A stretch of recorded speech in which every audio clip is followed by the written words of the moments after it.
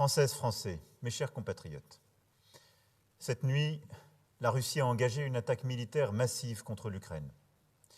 Ce choix délibéré, qui contrevient à tous les engagements pris par les autorités russes, est une violation de la Charte des Nations Unies et des principes fondateurs de l'ordre européen et international. Dans cette épreuve, la France se tient aux côtés de l'Ukraine. Je veux saluer le courage et la détermination du président ukrainien, des autorités et du peuple ukrainien. Leur liberté est la nôtre. En reniant sa parole, en refusant la voie diplomatique, en choisissant la guerre, le président Poutine n'a pas seulement attaqué l'Ukraine. Il a décidé de bafouer la souveraineté de l'Ukraine. Il a décidé de porter l'atteinte la plus grave à la paix, à la stabilité dans notre Europe depuis des décennies. Nous avions anticipé ensemble cette crise en menant un dialogue exigeant. Et aux côtés de nos alliés et partenaires européens, nous avons tout fait pour l'éviter. Elle est là. Et nous sommes prêts. À cet acte de guerre, nous répondrons sans faiblesse, avec sang-froid, détermination et unité. Nous prendrons des décisions lors du G7 cet après-midi, du Conseil européen qui se tiendra ce soir à Bruxelles et du sommet de l'OTAN qui se tiendra dans les prochaines heures.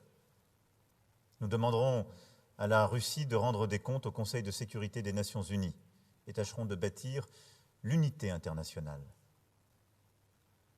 Les sanctions portées à la Russie seront à la hauteur de l'agression dont elle se rend coupable. Sur le plan militaire et économique, autant que dans le domaine de l'énergie, nous serons sans faiblesse. Nous appuierons l'Ukraine sans hésiter et nous prendrons toutes nos responsabilités pour protéger la souveraineté et la sécurité de nos alliés européens. Mes chers compatriotes, les événements de cette nuit sont un tournant dans l'histoire de l'Europe et de notre pays. Ils auront des conséquences durables, profondes sur nos vies. Ils auront des conséquences sur la géopolitique de notre continent. Et nous saurons ensemble y répondre. Je veux vous dire ma détermination à vous protéger sans relâche. Protéger nos compatriotes exposés en Ukraine, protéger tous les Français et prendre les décisions qui s'imposeront quant aux conséquences directes et indirectes de cette crise.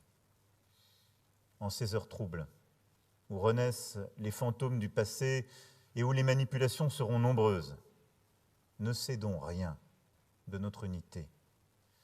Unité autour de nos principes de liberté, de souveraineté et de démocratie. Ces principes nous ont fait et continuent de nous tenir ensemble. Un message de ma part sera prononcé demain au Parlement et je reviendrai vers vous dans les heures qui viennent afin de vous tenir informés de l'évolution de la situation et des décisions que je serai amené à prendre. Vive la République et vive la France.